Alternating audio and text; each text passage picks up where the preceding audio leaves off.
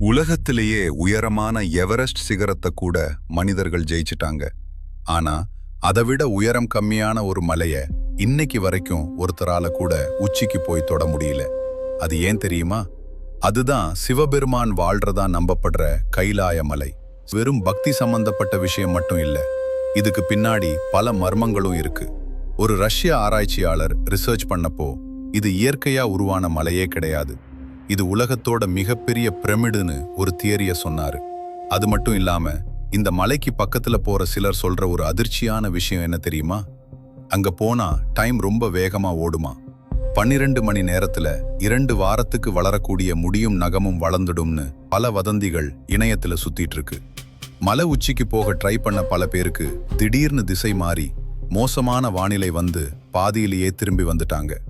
ஆனா இதுக்கு பின்னாடி இருக்கிற இன்னொரு முக்கியமான உண்மை என்ன தெரியுமா? பல கோடி மக்களோட புனித நம்பிக்கைக்கு மதிப்பளித்து அரசாங்கமே இந்த மலையில ஏறுறதுக்கு அதிகாரப்பூர்வமா தடை விதிச்சிருக்காங்க. நிஜமாவே அங்க ஒரு அமானுஷ்ய சக்தி இருக்கா, இல்ல சிவபெருமான் இருக்காரா? நீங்க என்ன நினைக்கிறீங்க? கமெண்ட்ல சொல்லுங்க. லைக் மற்றும் சப்ஸ்கிரைப் பண்ணுங்க. இது கிரிஷ் கதைகள்.